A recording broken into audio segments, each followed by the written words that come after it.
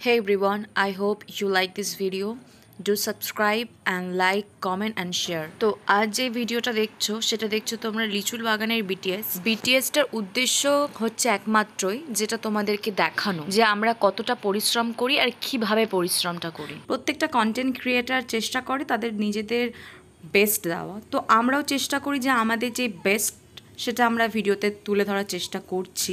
Others ভিডিওর ক্ষেত্রে যেটা হয় সেটা হচ্ছে আমরা 2-3 দিন বা 5 দিন রিহার্সাল করি, দেন তারপরে আমরা ভিডিও শ্যুট করি। কিন্তু লিচুর বাগানের ক্ষেত্রে একটু অন্যথা হয়েছিল।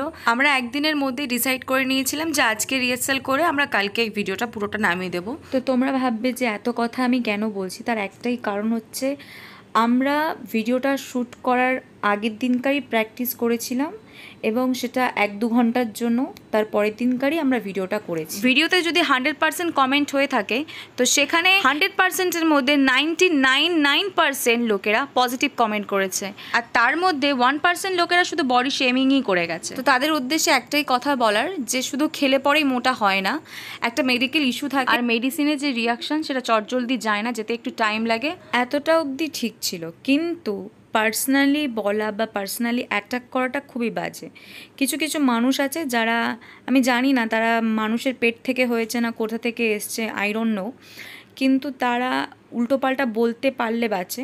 একজনই আছে, বিশেষ করে আমার চ্যানেলে প্রথম দেখলাম একজন রেডমি 9 বলে, সে অফুরন্ত অসভ্য একটা লোক, যে কন্টিনিউয়াসলি বাজে কথা বলে গেছে, প্রত্যেকটা ভিডিওতে গিয়ে গিয়ে বাজে কমেন্ট করেছে, আর তার একবার কমেন্ট করে স্বাদ মেটেনি, মানে সে একটা ভিডিওতে প্রায় 6টা করে কমেন্ট করে গেছে। আমি জানি না সেই লোকটার মানসিক কোনো প্রবলেম আছে কি না, আর সে যদি ভিডিওটা দেখে থাকে তাকে একটাই কথা বলবো, তুমি মানসিক রোগেতে আক্রান্ত, তোমাকে হসপিটালে যাওয়া উচিত। আর সব থেকে বড় কথা হচ্ছে এরকম অসভ্য কমেন্টে আমার কোনোদিনও কোনো কিছু যায় আসেনি, আর ভবিষ্যতেও যায় আসবে না। কিন্তু ব্যাপারটা হচ্ছে যেহেতু আমরা যেরকম ধরনের ভিডিও করি সেটা ফ্যামিলি পারপাসে, যাতে প্রত্যেকটা পরিবারের লোক দেখতে পারে এবং আমাদের ভিডিও দেখে সারাক্ষণ, আর তাদের এরকম ধরনের কমেন্ট যখন তারা দেখে যে তাদের সন্তানকে বলা হচ্ছে, প্যারেন্টস হয়ে কোথাও না কোথাও সেই কথাগুলোকে তাদের হার্ট করে। তাই আমার একটা বিনীত অনুরোধ, কাউকে ভালো কথা না বলতে পারলে কাউকে খারাপ কথা বলে বিব্রত করবে না। তোমার একটা ভালো কমেন্টে হয়তো সে নিজেকে আরও ভালো করে সবার কাছে প্রুভ করতে পারবে। বিশেষ করে ওই ব্যক্তিটি যখন কমেন্ট করেছিল, যখন দেখেছিলাম আমারও সেমভাবে একইভাবে মনটা ভেঙে গেছিলো, কিন্তু তারপরেই আমাকে নিজেই আদি বোঝালো যে এরকম নেগেটিভ কমেন্ট অবভিয়াসলি আসবে, আরও দিনের শেষে আরও অনেকে অনেক রকম অনেক কথা বলবে, কিন্তু সব কথা গায়ে মাখলে হবে না, নিজের কাজটা করে যেতে হবে। লিচুর বাগান নিয়ে যে ভিডিওটা তোমরা দেখছো, তো সেই দিনকার একদিনে আমাদের পুরো ভিডিওটা নামানোর কথা ছিল।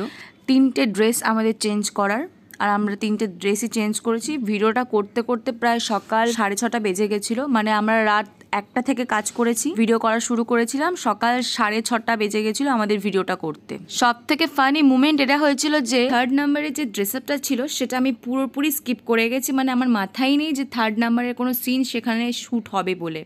তো তারপরে হঠাৎ করে বললো যে না সেটা হবে, আর আমি শাড়ি থেকে শুরু করে শাড়ি যাবতীয় কোনো কিছুই ক্যারি করিনি। এবার অনেকেই ভাববে যে সেই দিনকারই শ্যুটটা হয়েছে, তাহলে কি করে আমি শাড়িটা পরে আছি। এটা শাড়ি নয়, এটা অ্যাকচুয়ালি প্যান্ডেলের কাপড়। মানে লিটারেলি আমরা যেই প্যান্ডেল যারা বানিয়ে গিয়েছিল সেখান থেকে আমরা চুরি করে সেই শাড়িটাকে কোনো রকমভাবে পরি। আর এই যে ব্লাউজ যেটা দেখছো, এটা অ্যাকচুয়ালি ব্লাউজ নয়, এটা অ্যাকচুয়ালি আদির একটা টি-শার্ট। তো সেই দিনকার সেইভাবে কোনো রকমভাবে শুটিংটা কমপ্লিট করেছিলাম। এখন এটা ভেবে হাসি পেলেও তখন কিন্তু আমাদের সেই টাইম হাসি পাচ্ছিল না, কারণ তখন আদি প্রচণ্ড পরিমাণে রেগে গেছিলো আমার ওপর, কারণ আমি সব কিছু ফেলে এসেছিলাম। আর ওই রাত্রিবেলা পসিবলও ছিল না কারোর বাড়ি থেকে গিয়ে জোগাড় করা। কিছু কিছু মানুষের ধারণা ভিডিও নিয়ে যে ভিডিও করতে কি এমন ব্যাপার, এই তো 2টো মডেল দাঁড়িয়ে পড়লো, ক্যামেরাম্যান আর করা ব্যাকগ্রাউন্ড ডান্সার, মানে এতে আর কোথায় কষ্ট? লোকেশন খুঁজতে কোনো কষ্ট নেই, তারপর ডান্স তুলতে কোনো কষ্ট নেই, আর সেরকমভাবে ভিডিওটাকে ফোটানোর মতন কোনো কষ্ট নেই। আর যে ক্যামেরা করে তাকে তো ইজিলি আমরা বলতে পারি যে ক্যামেরা ভালো হয়নি। এরম রিয়েলিটিতে আমার পেছনে 3টে মেয়ে ভুগছিল। ওরা ভাবতো যে খুব ইজিলি, মানে ভিডিও মানে খুব হাসি মজা করতে করতে ভিডিওটা হয়ে যাবে। তারপরে তারা বুঝতে পারে যে ভিডিও করতে কতটা কষ্ট।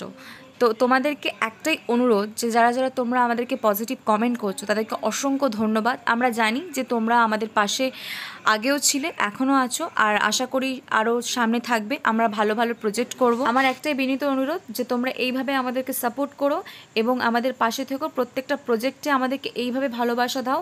অলরেডি লিচু বাগানে 3 লাখ ক্রস করে গেছে। নতুন একটা প্রজেক্ট লঞ্চ করেছি আমরা, যেটার নাম হচ্ছে ললিতা। দারুণ একটা মিউজিক ভিডিও, প্লিজ তোমরা গিয়ে সবাই সার্চ করো ললিতা বলে। Watching Lalita and B positive.